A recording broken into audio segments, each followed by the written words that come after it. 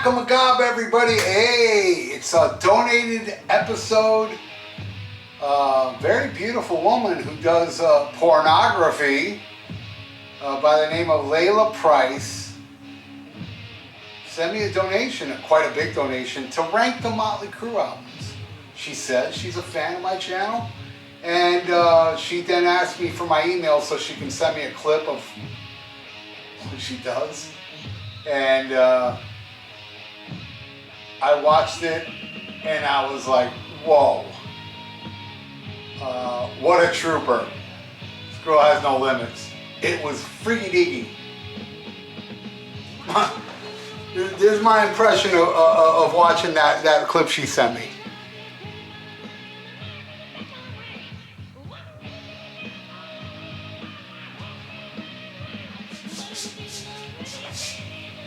So, here we go, Layla.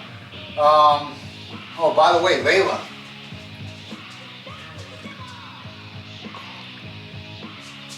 Alright, so here we go.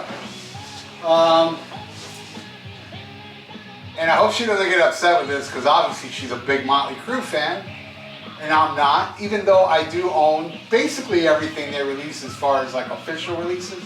I don't have like, you know, a lot of the greatest hits and stuff like that. I do own Decade of Decadence, but I'm not putting that in this.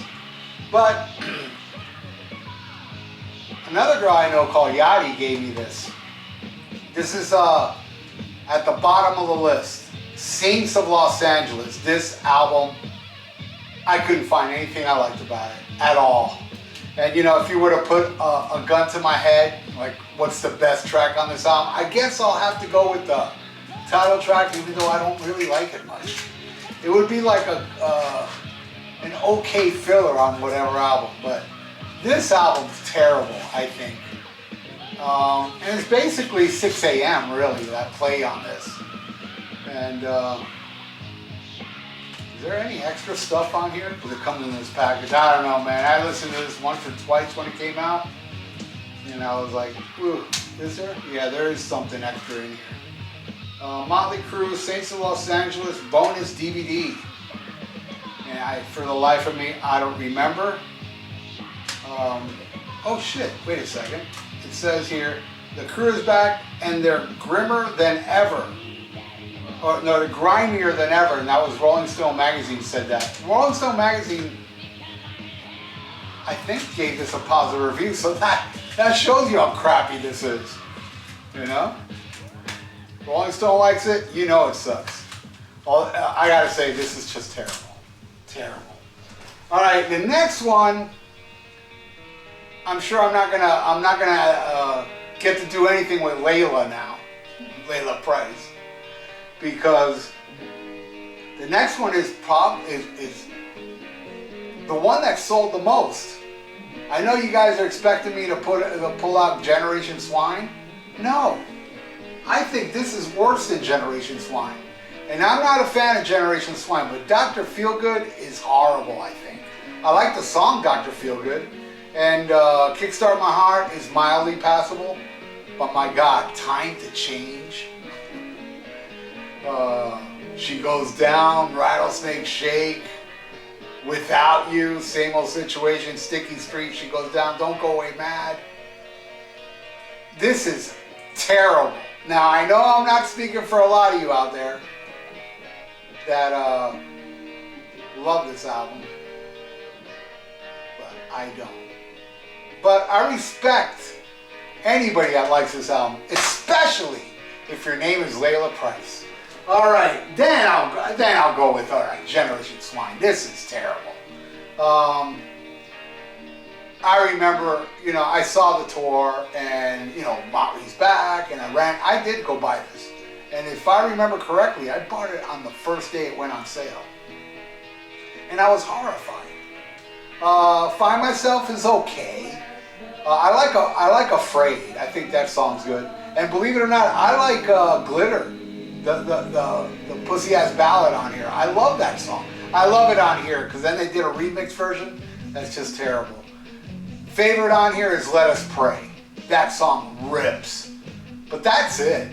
I thought Shout at the Devil 97 was blasphemous.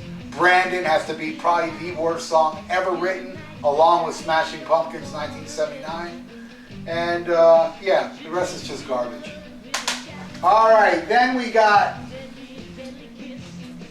Goils, Goils, Goils. This is a weak album, but I love the song Wild Side. I think Wild Side's one of the greatest Motley Crue songs. And I thought Dancing on Glass was okay, but the one that everybody seems to hate or nobody even seems to talk about, I really like on this album. My second favorite on here is Something for Nothing. I think that's a great tune. But the rest, yeah, I don't like Girls, Girls, Girls, Bad Boy Boogie. Oof.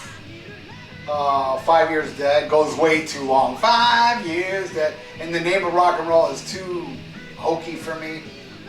You're All I Need, the ballad. I mean, I guess that one is somewhat okay. But, man, Goils, Goils, Goils. Next, yeah, I'll put this above everything you just saw. New Tattoo.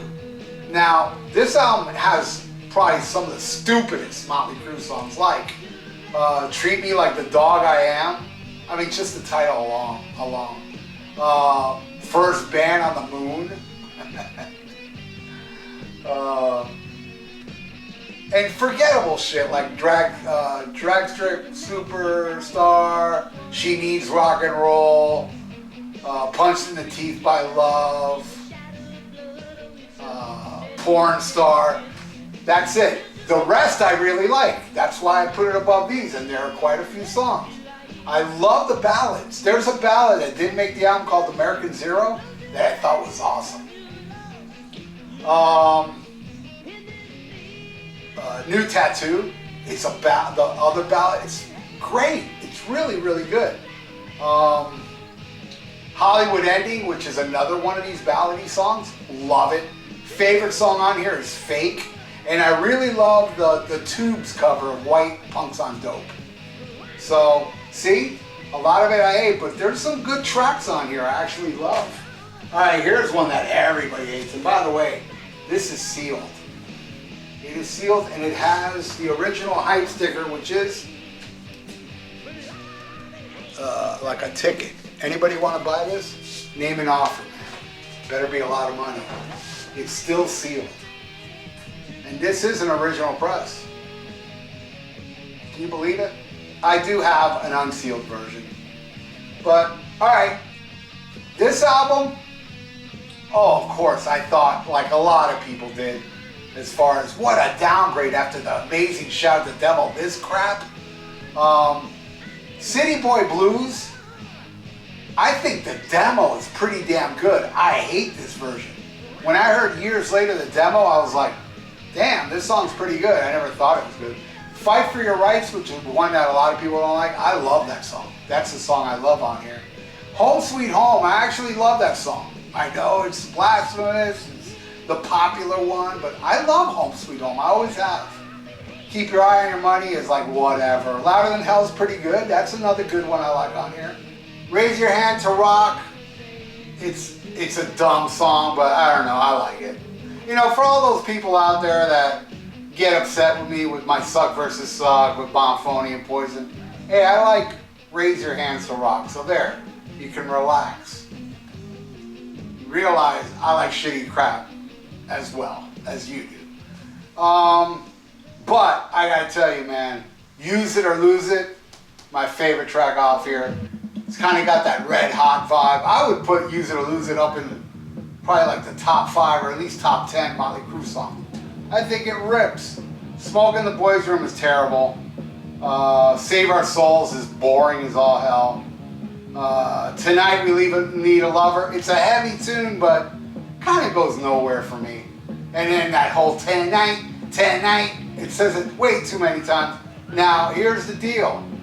Tom Warman produced this album, who also produced a bunch of Cheap Trick albums, including Dream Police. Now, We Need a Lover Tonight is the first track on side 2, where Dream Police, the first track on side 2 is I'll Be With You Tonight, where they say tonight way too many times, but for some reason it doesn't annoy me there. I love that song. Where this one, I mean, it's half-baked. I don't think it's terrible. There's much worse on here, but, you Yeah, it's one of those borderline okay tunes. And am I missing anything? If I am, it sucks. Whatever it is. But yeah, that one's kind of high on the list. There's only 3 left. Now, the next one, I know most people would say is their favorite. Well, not most, but I'd say, you know, other than my favorite, if you don't pick my favorite, you'll pick this one. And there's 2 left. Now, this album to me, I don't like it as much as everybody, but it does contain my favorite Mötley Crüe song, Live Wire. Best song they ever did. And I also like, I like Merry Go Round, which is kind of repetitive, like Tonight, you know, Lead Love It Tonight, but here it doesn't bother me. Take Me to the Top rips. I love Piece of Your Action, and On With the Show. The rest I don't care for. I don't care for Come On and Dance. Have you seen the video I did for that one? I made a video for that I put up on this channel. Public Enemy #1 is not terrible, not great. Starry Eyes, I feel the same way about it. Hi Allison, hi Johnny Vogan, that's their favorite song off this album. I don't care for it. And that's pretty much it, right? Yeah. But, you know what? It's my 3rd favorite. Which goes to show, you know, which I think about Mötley Crüe. Now, my 2nd favorite, now, before I show you my 2nd favorite, like a couple years back when I was taking my walk, I take my walk with my headphones, my iPod, and I was listening to this album, and I thought to myself, you know what, man? This is the best Mötley Crüe album. You know, it's no longer what is my favorite Mötley Crüe album on this video, but I was thinking, this is the best Mötley album, man. But then, you know, I changed my mind. But it's so close to my favorite. Extremely close.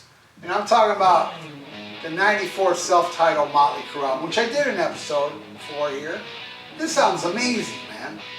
You know, favorite song on here is Uncle Jack. It used to be Welcome to the Numb, which is my 2nd favorite. But I love basically every song on here, but I don't care for Dropping Like Flies.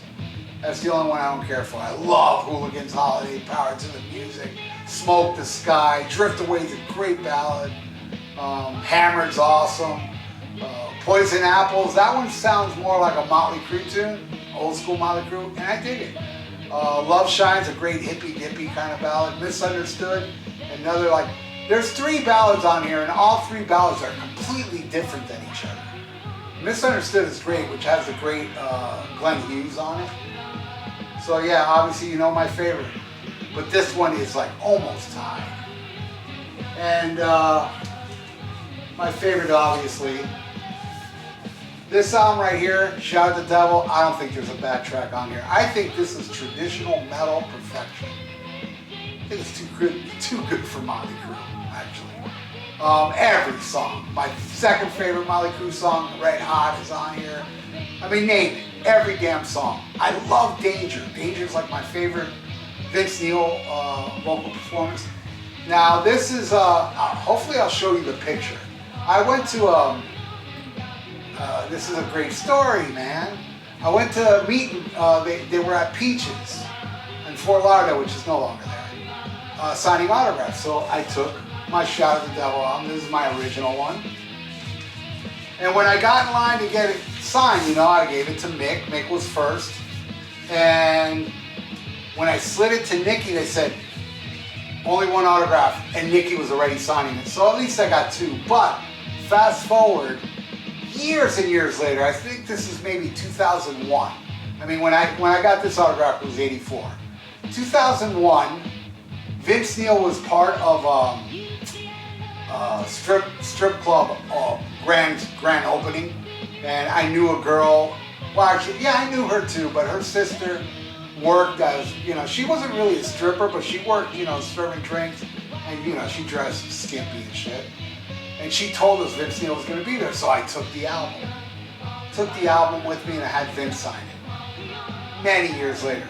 And fast forward a couple years after that, Tommy Lee played a club in South Beach. It was like Tommy Lee solo. It wasn't Method Man, it was just Tommy Lee. And I went to that as well, and I took the record. Now, I didn't know if I was going to meet Tommy Lee or not, but I took the record anyway. Every time I take a record at a concert, obviously, I take out the vinyl. I just take the sleeve. And when I'm there, they were selling Tommy Lee's CD, and if you bought it, you get to meet him after the show. Perfect. So I bought that crappy CD, Never a Dull Moment, I think it's called.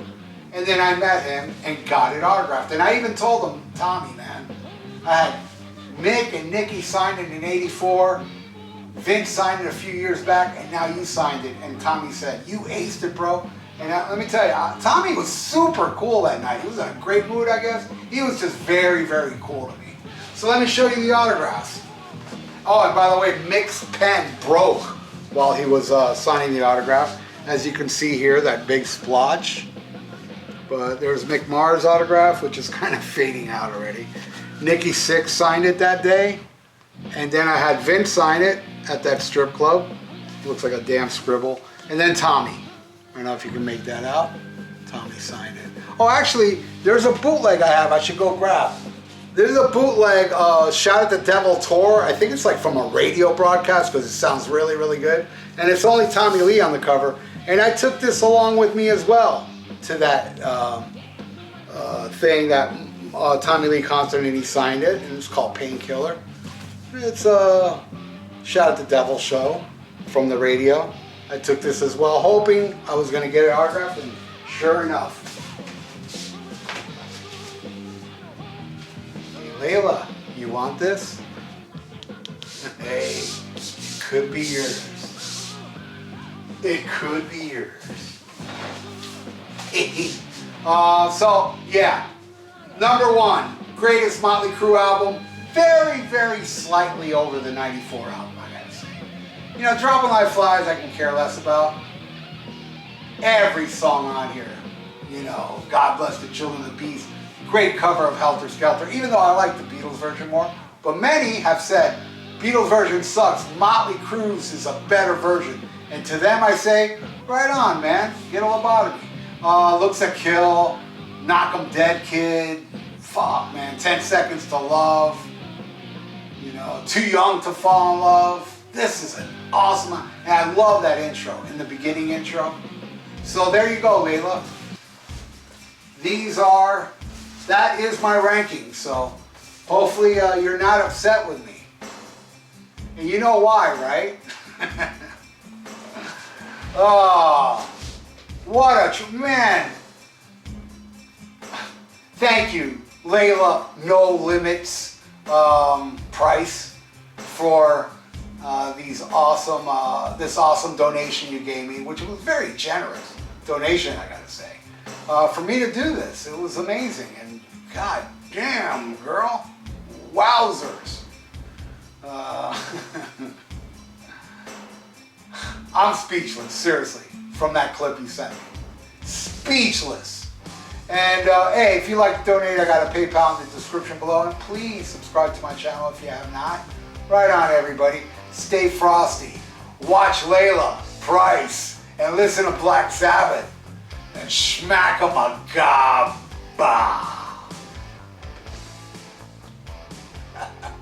Oh my god, I'm pathetic.